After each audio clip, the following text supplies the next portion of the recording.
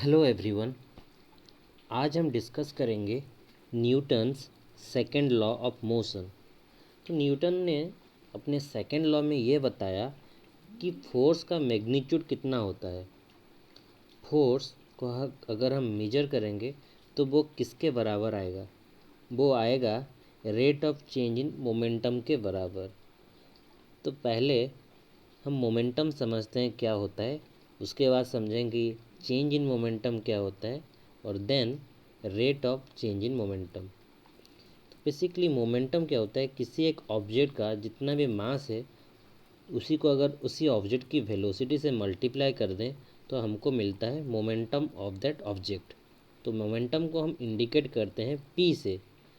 तो P equal to mass into velocity. तो अब समझते हैं चेंज इन मोमेंटम क्या है। अगर किसी ऑब्जेक्ट का मोमेंटम m इंटू यू है, जैसे कि यहाँ पे जो फिगर हमने ड्रॉ किया है, यहाँ पे हमने कंसिडर किया है एक ऑब्जेक्ट है जिसका मास m है और इसका इनिशियल वेलोसिटी u है। तो इसका इनिशियल मोमेंटम कितना होगा? Mass into initial velocity u। पर कुछ टाइम के बाद इस ऑब्जेक्ट के ऊपर हम फोर्स अप्लाई कर रहे हैं, तो इसका फोर्स जब तक अप्लाई होता रहेगा ऑब्जेक्ट का वेलोसिटी चेंज होता रहेगा। तो आफ्टर टाइम टी हमने ये देखा कि ऑब्जेक्ट का जो वेलोसिटी है वो v हो गया है और ऑब्जेक्ट का जो मास है वो अभी भी m है। तो इसका मतलब ये है कि हमने ऑब्जेक्ट का मास को चेंज नहीं किया है, ऑब्जेक्ट का वेलोसिटी चेंज कर दिए। तो आफ्टर टाइम टी ऑब्जेक्ट का वेलोसिटी हो गया v और और वही टाइम इंस्टेंट में अगर हम ऑब्जेक्ट का मोमेंटम निकालेंगे तो कितना आएगा? Mass into velocity v। तो इनिशियल मोमेंटम कितना था? m इंटू यू और फाइनल मोमेंटम कितना आया? m into V. तो इसका मतलब अब हम चेंज इन मोमेंटम निकाल सकते हैं। तो चेंज कितना हुआ है मोमेंटम में? Final momentum minus initial momentum. तो इसको हम मैथमेटिकल नोटेशन से डिनोट करते हैं डेल पी से। एक डेल्टा ट्रायंगुलर सिंबल है ना, डेल पी से हम इंडिकेट करते हैं चेंज इन मोमेंटम को। और अगर हमको rate of change in momentum निकालना होता है तो हम क्या करते हैं? टाइम को डिवाइड कर देते हैं। मतलब ये जो मोमेंटम का चेंज हुआ, ये चेंज होने में कितना टाइम लगा? यहाँ पे हमारा टी टाइम लगा है। तो final momentum minus initial momentum divided by the time taken to change the momentum from final to initial. तो ये जो मोमेंटम का चेंज हुआ वो कितने टाइम में हुआ? टी टाइम में हुआ है। तो डेल पी जो है वो चेंज इन मोमेंटम को इंडिकेट करता है और del T change in time को इंडिकेट करता है। और ये यहाँ पे डेल टी जो है वो टी के बराबर है। और अगर हम del P by del T करेंगे वो इक्वल होगा फोर्स के बराबर। तो इसी से ही हम फोर्स का मेजर करते हैं। तो अगर तुमको फोर्स मेजर करना है तो कैसे मेजर करोगे? Rate of change in momentum निकाल दो, वही तुम्हारा फोर्स हो जाएगा। यही बात न्यूटन ने अपने सेकेंड्स लॉ में बताया। तो ये फिगर तो हम समझ गए हैं। फिगर में एक ऑब्जेक्ट था जिसका मास m था और वो इनिशियल वेलोसिटी u से मूव कर रहा था क्योंकि उसके ऊपर फोर्स अप्लाइड हुआ था। और जब तक ये फोर्स F अप्लाइड किया जाएगा ऑब्जेक्ट के ऊपर तब तक उसका वेलोसिटी चेंज करता रहेगा और कुछ टाइम के बाद उसका वेलोसिटी v हो गया होगा। तो इसीलिए हमने कुछ टाइम के बाद जब वेलोसिटी चेक किया, ऑब्जेक्ट का वेलोसिटी v था और मास अभी भी m था, मास में कोई चेंजेस नहीं आ रहा था, ऐसे एज्यूम किए हैं। तो इसका final momentum minus initial momentum करके टाइम से हमने डिवाइड कर दिया तो हमको फोर्स मिल गया। तो फाइनल मोमेंटम को हमने पी शॉर्ट एफ में लिखे हैं, सबस्क्रिप्ट एफ में लिखे हैं, और इनिशियल मोमेंटम को पी सबस्क्रिप्ट आई से डिनोट किए हैं। तो पी एफ जो है फाइनल मोमेंटम और पी आई जो है वो इनिशियल मोमेंटम है। अगर P final minus P I by T करेंगे तो हमको फोर्स मिलेगा। और फाइनल मोमेंटम जो है वो किसके बराबर है? एम बी के बराबर है और इनिशियल मोमेंटम एम यू के बराबर है। और टी से हमने डिवाइड किए तो यहाँ पे हम मास को कांस्टेंट कंसिडर किए हैं तो मास को कॉमन ले गए तो v minus you by T आया। और v minus you by T क्या होता है? एक्सेलरेशन होता है, change in velocity by time acceleration होता है। तो फाइनली हम कहाँ आके पहुँचे? फोर्स जो होता है वो इक्वल होता है मास इनटू एक्सेलरेशन के। पर ये एक पर्टिकुलर केस है जहाँ पे हमने एज्यूम किया है कि मास जो है वो कांस्टेंट है। F is equal to M A second law नहीं होता है न्यूटन का। न्यूटन ने अपने सेकेंड लॉ में ये नहीं कहा कि F is equal to M A. Newton ने अपने सेकेंड लॉ में ये कहा कि जो rate of change of momentum होता है वही हमारा फोर्स होता है। तो F is equal to M A तो एक पर्टिकुलर सिचुएशन है या तो एक पर्टिकुलर केस है जहाँ पे हमने मास को कांस्टेंट करके निकाला फोर्स कितना आ रहा है। तो जहाँ पे भी 95% केसेस होते हैं जहाँ पे हमारा मास कांस्टेंट रहता है, लेकिन 5% केसेस ऐसे भी होते हैं जहाँ पे मास कांस्टेंट नहीं होता है, तो उस केस में F is equal to M A हम अप्लाइड नहीं कर सकते हैं। तो कुछ ऐसे एग्जाम्पल हम देखते हैं जहाँ पे F is equal to M A valid नहीं होता है। जैसे कि केस 1 देखते हैं। केस 1 में एक रॉकेट है जो कि मूव कर रहा है अपवर्ड डायरेक्शन में। तो जब ये रॉकेट मूव कर रहा होगा तो वो अपने नीचे से गैसेस को छोड़ रहा होगा। जैसे वो गैस छोड़ रहा होगा उसका मतलब ये हुआ कि रॉकेट के अंदर जो फ्यूल है वो कंज्यूम्ड हो रहा होगा, बर्न हो रहा होगा। तो जैसे फ्यूल उसके अंदर ख़त्म हो रहा होगा तो उसका जो मास है रॉकेट का वो भी धीरे धीरे डिक्रीज कर रहा होगा, क्योंकि उसके अंदर में जो फ्यूल है वो ख़त्म हो रहा है। तो इसके केस में जब रॉकेट धीरे धीरे ऊपर जा रहा होगा उसका मास धीरे धीरे डिक्रीज करता जाएगा। तो इससे केस में F is equal to M A हम अप्लाइड नहीं कर सकते हैं, क्योंकि यहाँ पे mass of the object is not constant as the mass is changing continuously when the rocket is moving upward. एक दूसरा केस लेते हैं। दूसरा केस में क्या है, देखो कोई एक ऑब्जेक्ट है जो कि लगभग करीब करीब वेलोसिटी से मूव कर रहा है, लाइट के वेलोसिटी से। मतलब एक ऑब्जेक्ट है जो कि लाइट के आसपास वेलोसिटी में मूव कर रहा है। लाइट जो वेलोसिटी से जाता है वो उसका पावर होता है 10⁸ से जाता है। तो हम एज्यूम करते हैं कि 10⁶ या तो 10�7 के वेलोसिटी से कोई एक ऑब्जेक्ट जा रहा है। कोई भी एक नॉर्मल न्यूट्रॉन जो होता है वो इतने स्पीड से जाते हैं, 10⁶ या तो 7 मीटर पर सेकेंड्स के स्पीड से जाते हैं। तो जब वो ऑब्जेक्ट मूव कर रहा होता है करीब करीब लाइट के स्पीड से, तो उसका मास जो होता है रेस्ट मास, जब वो ऑब्जेक्ट रेस्ट में होता है उसका जो मास होता है, अगर वो हम उसको m0 से इंडिकेट करें और उसका एक्चुअल मास होता है जो कि जब वो मोशन में होता है उस टाइम उसमें कितना मास है, अगर उसको हम m से इंडिकेट करें तो वो वाला मास उसके रेस्ट मास से थोड़ा ज़्यादा होता है। मतलब ऑब्जेक्ट जब मोशन में रहता है उसका जो मास है वो उसके रेस्ट मास से थोड़ा ज़्यादा रहता है। और इसी को हमारे आइंस्टाइन ने एक रिलेटिव मास के कॉन्सेप्ट में बताया और उसको कैलकुलेट करने के लिए ये फॉर्मूला दिया कि m जो है वो इक्वल होता है m0 divided by 1 minus v² / c²√ओवर। तो यहाँ पे m0 जो है वो ऑब्जेक्ट का रेस्ट मास है, m जो है वो ऑब्जेक्ट का एक्चुअल मास है when the object is in motion, और v जो है वो ऑब्जेक्ट का वेलोसिटी है, और c वेलोसिटी ऑफ लाइट है। तो let us consider a object moving with a velocity which is equal to c/2। मतलब लाइट का वेलोसिटी को अगर हम बाई 2 करेंगे तो जितना वेलोसिटी आएगा उतने वेलोसिटी से ऑब्जेक्ट मूव कर रहा है। तो वही इक्वेशन में m इज इक्वल टू अगर हम पुट कर ले v इक्वल टू c/2, तो m कितना आएगा, एक्चुअल मास कितना आएगा ऑब्जेक्ट का, वो आएगा m0 into √4 whole divided by √3। क्योंकि हमने v को पुट किए c/2 तो c² कैंसिल, 1/4 1 माइनस 1/4 ऐसे होके ऊपर चला जाएगा √4, नीचे रहेगा √3। तो हमारा m आ गया m0 इंटू √4/√3। तो ये जो √4/√3 फैक्टर है वो ग्रेटर देन 1 है। तो इसका मतलब ये होता है कि जो m है वो ज़्यादा होगा m0 से। इसका मतलब ये हुआ कि जो एक्चुअल मास है वो ज़्यादा है रेस्ट मास से। तो ऐसे केस में जब ऑब्जेक्ट मूव कर रहा होता है तो इसका मतलब उसका मास जो है वो भी इंक्रीज करता है, उसका मास इंक्रीज करता है ऑब्जेक्ट का। तो वहाँ पे भी हम F is equal to M A नहीं पुट कर सकते हैं, क्योंकि ऑब्जेक्ट का जो मास है वो इंक्रीज कर रहा होता है।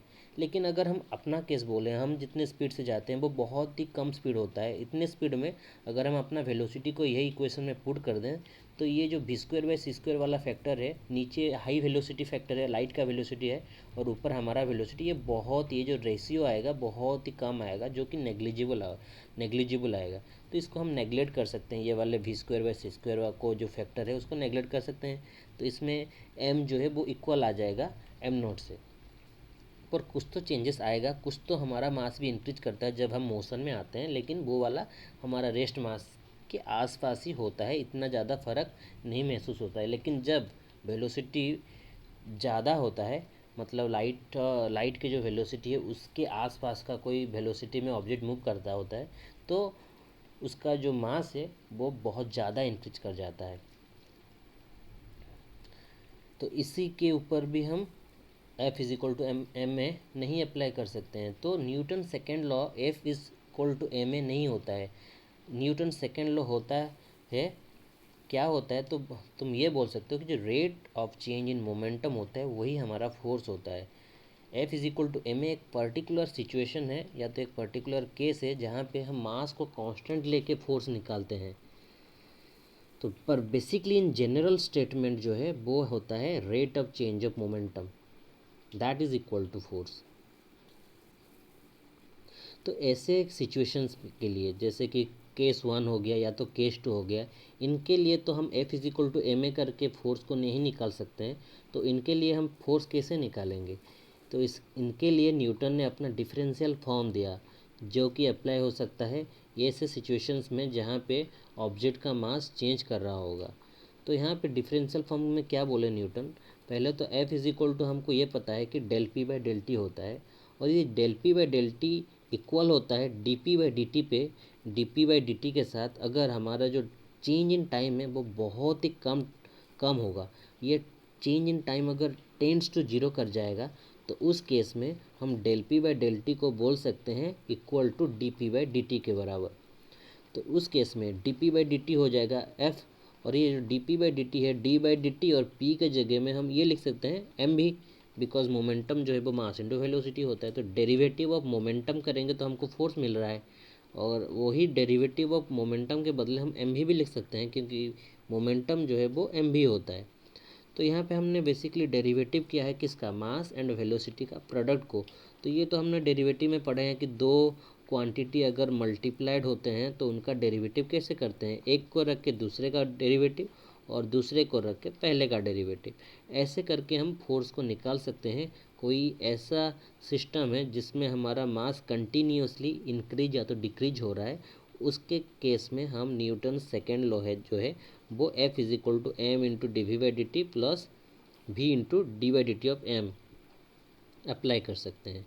और इसी से ही हम कांस्टेंट मास का जो केस है उसको एराइज कर सकते हैं। कैसे?